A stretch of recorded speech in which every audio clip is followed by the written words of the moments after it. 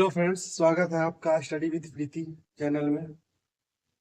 तो चलिए, आज का टॉपिक हम लोग देखने वाले हैं 2024-25 में प्रधानमंत्री को जो सर्वोच्च पुरस्कार प्राप्त हुआ है, किस किस देशों से हमारे प्रधानमंत्री नरेंद्र मोदी जी को सर्वोच्च पुरस्कार प्राप्त हुआ है 2025। पहले हम लोग देख लेते हैं 2025 का। 2025 में किस किस देश से हमारे नरेंद्र मोदी जी पुरस्कार प्राप्त किए हैं। पहले हम लोग देख लेते हैं नामीबिया। तो हम लोग जानते हैं नामीबिया एक अफ्रीकी देश है। नामीबिया का जो सर्वोच्च पुरस्कार है उसका नाम है order of the most ancient welwitschia mirabilis. ये हमारे नरेंद्र मोदी जी को ये 2025 में 7 देशों से जो है सर्वोच्च पुरस्कार मिले। अगला है ब्राजील। ब्राजील का जो है उसका है grand collar of the national order of the southern cross. अगला हम लोग देख लेंगे त्रिनाद एवं टोबैको। त्रिनाद एवं टोबैको देश का जो सर्वोच्च पुरस्कार है वो है order of the Republic of the त्रिनाद एवं टोबैको। तो कुछ पुरस्कार ऐसे हैं दोस्त जो हमें देश के नाम से ही क्लियरिफाई हो जाता है, यानी देश के नाम से थोड़ा मिलता जुलता पुरस्कार का नाम होता है, तो उसको तो हम आसानी से याद रख सकते हैं। और कुछ पुरस्कार ऐसे होते हैं जो देश के नाम से बिल्कुल नहीं मिलता जुलता है, उसको हम याद रखने का कोशिश करेंगे। जैसे त्रिनाद एवं टोबैको। तो त्रिनाद एवं टोबैको का देखिए लास्ट में यहाँ order of the Republic of त्रिनाद एवं टोबैको, तो ये देश के नाम से ही क्लियरिफाई है, तो यह हमको तो आसानी से याद हम इसको रख सकते हैं। अगला है घाना। तो घाना का जो सर्वोच्च पुरस्कार है जो हमारे नरेंद्र मोदी जी को मिला है वो है officer of the order of the star of घाना। ये भी घाना देश का जो भी पुरस्कार है वो भी हमारे देश के नाम से ही क्लियरिफाई हो जाता है। अगला है पुरस्कार है साइप्रस देश का। साइप्रस देश का है officer of the order of Makarios third. इसको हम लोग याद रखने की कोशिश करेंगे। Officer of the order of Makarios, इसको इसे भी हम रिलेट कर सकते हैं। साइप्रस देश का शुरुआत स से होता है, और ये पुरस्कार में आप इतना भी हिंट याद रखिएगा तो वहां आप आसानी से टिक कर लीजिएगा। इसका भी लास्ट का जो है स है। अगला है श्रीलंका। श्रीलंका का तो बहुत ही आसान है, मित्र विभूषण। इनका नाम भी याद रखना बहुत ही आसान हो जाता है, मित्र विभूषण। और हम जानते हैं श्रीलंका जो है हमारे भारत देश का प्राचीन, हमारे भारत देश का प्राचीन मित्र है। ये भी प्राचीन से ही मित्रता आ रही है, मित्र विभूषण। अगला है मॉरिशस। तो मॉरिशस देश का जो सर्वोच्च पुरस्कार है वो है order of the star and की ऑफ द इंडियन ओशन। तो इसमें भी हमारे इसको हम कैसे रिलेट करेंगे, इंडियन ओशन दिया है। इंडियन ओशन का मतलब हो जाता है हिंद महासागर, और ये मॉरिशस देश है, जो मॉरिशस देश का जो अवस्थिति है वो हिंद महासागर में है। वैसे भी हम लोग याद रख लेंगे मॉरिशस का इंडियन ओशन, और मॉरिशस देश का ठीक है इंडियन ओशन में स्थित है। तो कुछ देश ऐसे थे जैसे त्रिनाद एवं टोबैको, घाना, तो ये दोनों तो नाम से ही क्लियरफाई हो रहा है। यहाँ ब्राजील, ब्राजील का भी हम कोई ट्रिक लगाते हैं, जैसे grand collar of the national order of the southern cross.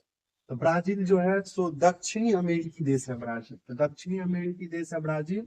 यहाँ देखिए लिखा हुआ है सदर्न क्रॉस। तो सदर्न मतलब क्या होता है, सदर्न मतलब होता है दक्षिण, क्रॉस मतलब दक्षिण होता है, तो ऐसे ही रिलेट कर लीजिए। तो इस टाइप से रिलेट कीजिएगा तो आपको ज्यादा दिन तक याद रहेगा। अगला है नामीबिया। तो नामीबिया को भी हम किस तरह से रिलेट करके देखते हैं। Order of the most ancient welwitschia mirabilis. तो नामीबिया, यहाँ देखिए नामीबिया पे थर्ड अक्षर क्या है, बी है, और यहाँ भी देखिए थर्ड अक्षर क्या है, लास्ट वाला शब्द का बी है। तो इसे भी हम रिलेट कर सकते हैं नामीबिया को मिराबिलिस। आगे हम बात करते हैं 2024 का। तो इसमें कंफ्यूज नहीं होना है, कौन सा जो पुरस्कार है 2025 में मिला है और कौन सा पुरस्कार 2024 में मिला है। हम लोग बात करते हैं कुवैत का। कुवैत का जो सर्वोच्च पुरस्कार है कौन है? ऑर्डर ऑफ मुबारक अल कबीर। तो ये देखिए कुवैत क्या है, एक मुस्लिम राष्ट्र है, और यहाँ इसका जो सर्वोच्च पुरस्कार भी है वो क्या है, नाम से ही क्लियर हो रहा है कि मुबारक अल कबीर। ये नाम क्या है, मुस्लिम से रिलेटेड नाम, ऐसे हम लोग याद रख सकते हैं। अल्लाह है गुयाना, तो गुयाना का जो सर्वोच्च पुरस्कार है वो है ऑर्डर ऑफ एक्सीलेंस। कुछ पुरस्कार आपको वैसे याद रखना है जिसमें कोई ट्रिक नहीं बनता है। अगला है बारबाडोस। तो बारबाडोस का देख लेते हैं सर्वोच्च पुरस्कार, honorary order of freedom of Barbados. तो ये तो देश के नाम से ही क्लियर हो रहा है। अगला है डोमिनिका रिपब्लिक। तो Dominica republic, Dominica award of honour, तो ये भी देश के नाम से क्लियर हो रहा है। इसको हम लोग को याद रखना आसानी होगा। जैसे Nigeria, grand commander of the order of the niger, तो ये भी हमारे देश के नाम से ही क्लियर हो रहा है। अगला है रूस। तो रूस का order of saint Andrew Andrew the apostle, इसको आप लोग याद रखने का कोशिश कीजिए। रूस देश का जो सर्वोच्च पुरस्कार है प्रधानमंत्री को 2024 में प्राप्त हुआ। अगले हम लोग देख लेते हैं 76वां गणतंत्र दिवस समारोह 2025।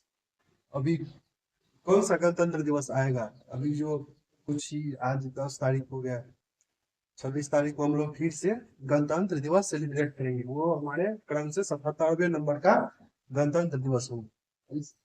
और पिछले साल जो हुए थे वो क्रम 76वें क्रम का गणतंत्र दिवस हम लोग सेलिब्रेट किए।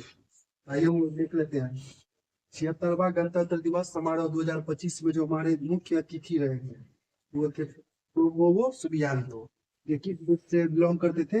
इंडोनेशिया देश, इंडोनेशिया के राष्ट्रपति जी। और थीम था स्वर्णिम भारत विरासत और विकास। और सर्वश्रेष्ठ झांकी, तो सर्वश्रेष्ठ झांकी उत्तर प्रदेश की झांकी को सर्वश्रेष्ठ झांकी का जो झांकी मिला। और थीम था महाकुंभ 2025 विरासत और विकास। अगला हम लोग देख लेते हैं 77वां गणतंत्र दिवस समारोह, जो अभी हम लोग सेलिब्रेट नहीं किए हैं लेकिन आगे आने वाले कुछ ही दिनों में हम लोग सेलिब्रेट करने वाले हैं। तो 77वां गणतंत्र दिवस समारोह 2026 का जो मुख्य अतिथि होंगे वो किसी देश के राष्ट्रपति या प्रधानमंत्री नहीं होंगे, ये हमारे यूरोपीय आयोग के अध्यक्ष, यूरोपीय कमीशन के अध्यक्ष उर्सुला वॉन डेर लेयन और यूरोपीय परिषद के अध्यक्ष एंटोनियो कोस्टा, इन दोनों को आमंत्रित किए गए हैं। तो अभी हम लोग सेलिब्रेट नहीं किए, सेलिब्रेट करने के बाद चलेगा।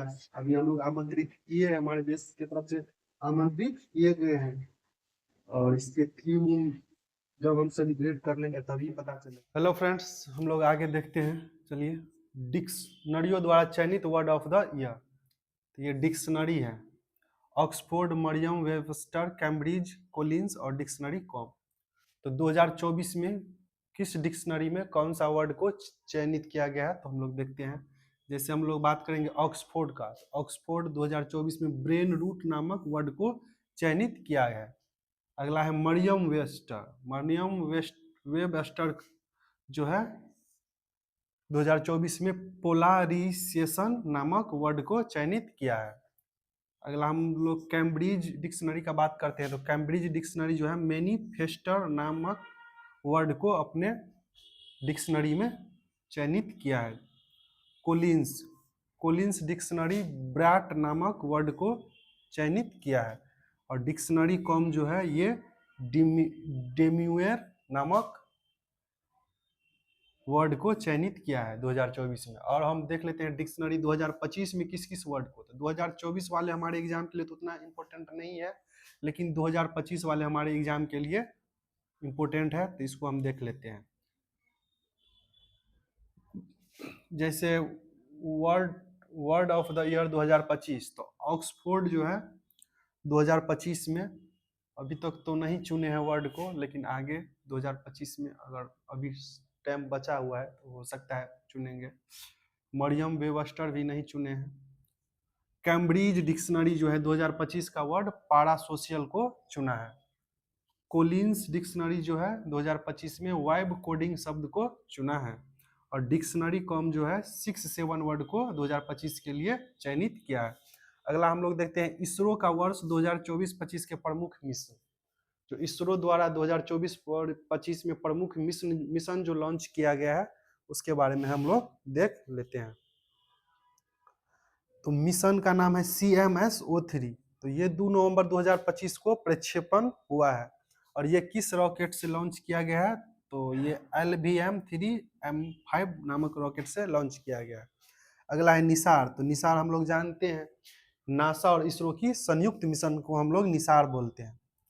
तो निसार जो है 30 जुलाई 2025 को GSLV F-16 नामक रॉकेट से लॉन्च किया है निसार को। अगला हम लोग देखते हैं एक्जियोम 4। तो एक्जियोम 4 जो है 25 जून 2025 को प्रक्षेपण हुआ है और इसमें जो है भारतीय अंतरिक्ष यात्री को भेजा गया है। अगला हम लोग देख लेते हैं EOS 9। तो EOS 9 जो है मिशन ये असफल रह गया। इसको 18 मई 2025 को प्रक्षेपण किया गया था और इसको जो है PSLV C61 नाम के उपग्रह से प्रक्षेपण किया गया था। अगला हम लोग देख लेते हैं NVS-02। ये इसरो का 100वां मिशन था NVS-02। इसे 19 जनवरी 2025 को प्रक्षेपण किया गया है। 2025 को और इसे जो GSLV F-15 नामक रॉकेट से लॉन्च किया गया था। अगला हम लोग देख लेते हैं एस्पाडेक्स मिशन। ये 30 दिसंबर 2024। ये अब 2024 में आ जाते हैं हम लोग।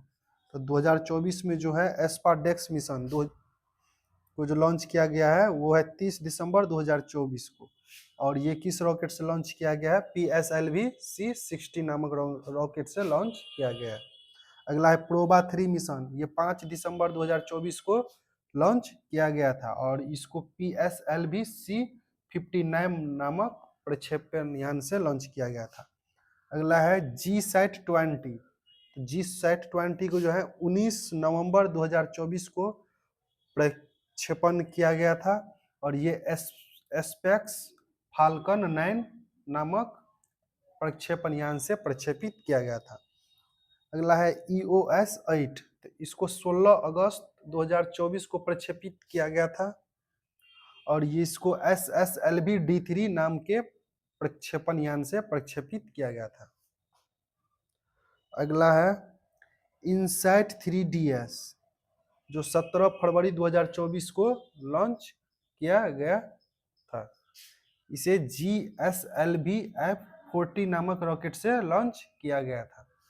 अगला हम लोग देख लेते हैं एक्सपोसाइट मिशन। तो एक्सपोसाइट मिशन जो है 1 जनवरी 2024 को लॉन्च हुआ था और इसे PSLV C58 नामक रॉकेट से लॉन्च किया गया था। चलिए हम लोग आगे देखते हैं इसरो। इसरो का जो आगामी मिशन है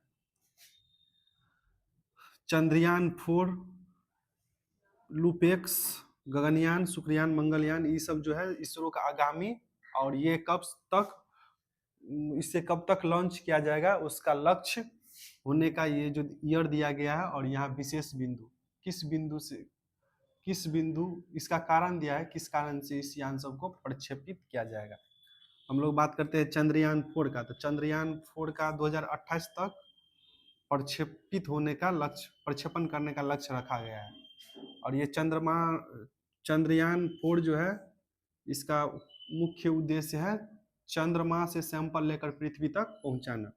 अगला है लूपेक्स। तो लूपेक्स जापान और इसरो की संयुक्त परियोजना है और इसे भी 2028 तक लॉन्च करने की संभावना रखा गया। अगला है गगनयान। तो गगनयान को 2027 तक लॉन्च करने का लक्ष्य रखा गया है और ये भारत का पहला मानव अंतरिक्ष मिशन होगा। तो गगनयान को याद रखिएगा बढ़िया से क्योंकि ये भारत का पहला मानव अंतरिक्ष मिशन होगा। शुक्रयान फर्स्ट। तो इसको 2028 तक लॉन्च करने का लक्ष्य रखा गया है और शुक्रयान का जो मुख्य उद्देश्य होगा ये होगा शुक्र के वायुमंडल का अध्ययन करना। अगला है मंगलयान 2। तो मंगलयान 2 को 2030 तक प्रक्षेपित करने का लक्ष्य रखा गया है। और मंगलयान 2 का जो मुख्य उद्देश्य होगा ये मंगल ग्रह हेतु भारत का दूसरा इंटरप्लेनेटरी मिशन होगा। अगला है निसार। निसार 2025 तक लॉन्च हो जाना चाहिए था, लेकिन अभी तक नहीं लॉन्च हुआ है, तो हो सकता है आगे लॉन्च हो सकता है। और तो निसार का जो मुख्य उद्देश्य है पृथ्वी की निगरानी हेतु नासा और इसरो का संयुक्त मिशन है। अगला हम लोग देख लेते हैं प्रोजेक्ट चीता के बारे में बात करते हैं। तो प्रोजेक्ट चीता के तहत 17 सितंबर 2022 को नामीबिया से 8 अफ्रीकी हाथी को भारत लाया गया था और भारत के मध्य प्रदेश राज्य के कूनो राष्ट्रीय उद्यान में इसे छोड़ा गया था, जिसमें 3 नर चीता और 5 मादा चीता थे, जिसमें से एक मादा चीता सासा की मौत हो गई है। और इसकी निगरानी हेतु भारत सरकार ने 9 सदस्यीय एक कार्यबल के 2 वर्ष की अवधि के लिए गठित किया गया है। और इस प्रोजेक्ट चीता के तहत अगले 5 वर्षों में 50 अफ्रीकी चीतों को भारत लाने का लक्ष्य रखा गया है। योजना है जो भारत में 50 अफ्रीकी हाथी, 50 अफ्रीकी चीता और लाया जाएगा।